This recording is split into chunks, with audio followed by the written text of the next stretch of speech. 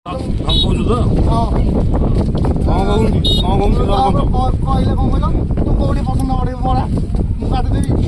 ମୁଁ କହିଲି ତୁ କାଟେ ମୁଁ ହାତରେ ଥାଇଲି ତୁ କୋଉଠି କାଟିବ ପଇସା ଆସୁଛି ତ ଯୋଉ 3500 ଟଙ୍କା ଆସିନି କେତେ ଅଛି ତାର ଆଉ 10% ହେଲେ ଆର କିଏ ବୁକ୍ କରିଥିଲା ଫାଇଲ ବା ଆମକୁ ଦେଇନ୍ତି ଦେଇତ ନାହିଁ ସିଡିଏମ କୁ ଟାଇମ କିଏ ଦେଇଥିଲା ଯାଇକି ସେ କଥା ଆମେ ଜାଣିନୁ ଜାଣିବନି ହ୍ୟାଲୋ ବର୍ଷା ବହୁତ ଜୋରେ ଆସିଲା ଏଇଭଳିଆ କେସ୍ ଫୋନ କଲେ ସେପଟେ ଫୋନ ଗୋଟେ କାମ କର ସିଡିଏମ କୁ କୋଉଦିନ ନେଇକି ଯିବ ସେଇ ତ ଆମର ଏଇଭଳିଆ କେସ୍ 4-5ଟା ଅଛି ତାହେଲେ ନେଇକି ଯା ନା ଆପଣ କହିଲେ ସିନା ମୁଁ ପଳେଇବି ଏବେ କହିଦେଉଛି ସାଙ୍ଗେ ସାଙ୍ଗେ ହଁ ଲଗେଇ ଏବେ ସାଙ୍ଗେ ସାଙ୍ଗେ କହିଦେଉଛି ମୁଁ ଯୋଉଦିନ ଏଇଟା କହିଲେ ଏଇନା ପଳେଇବି ଦରଖାସ୍ତ ନେଇକି ଏତେ କଥା କଣ ଓହୋ ସାର୍ କହିଲେ କହିଲେ ମୁଁ ଏଇନା ମୋର ଅଛି ସିଡିଏମ ଲୋକଙ୍କ ପାଇଁ କାମ କରିବାକୁ ଇଏ ବହୁତ ମାନେ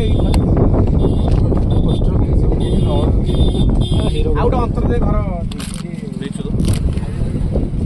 ଅନ୍ତର୍ଦେୟ ପାଇଛୁ ନାଇଁ ପାଇନି ଦିଆ ହେଇଛି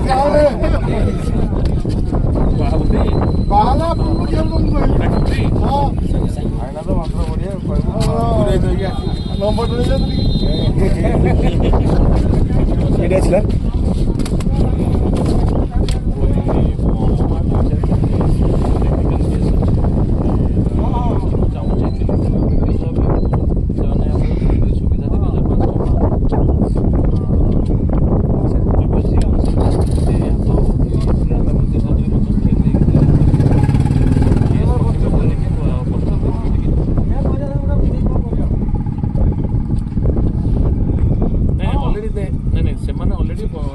ମାନେ 75% ବାଲା କାର୍ଡ ସେମାନେ କାର୍ଡ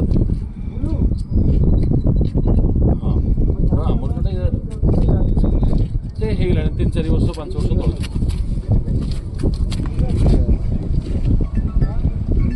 ସେଟା ଆମର ସେ ଜଣେ ସଭାପତି ଆମର ମଣ୍ଡଳ ସଭାପତି ଅଛନ୍ତି ତାଙ୍କ ହାତରେ 3-4ଟି କେସ୍ ଦେବି ଆପଣ will feel that case it's not that କି ମାନେ ଜେନ୍ୟୁନ୍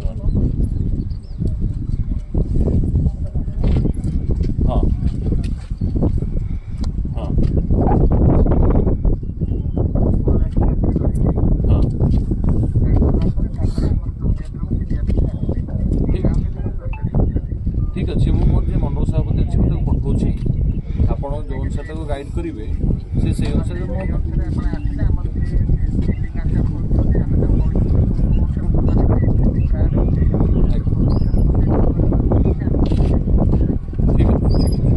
ଆପଣ ଟିକେ ସେ ଟିକେ ସାହାଯ୍ୟ କରନ୍ତୁ ଏ ପିଲାଗୁଡ଼ା ଟିକେ ସରକାରୀ ସୁବିଧା ପାଆନ୍ତୁ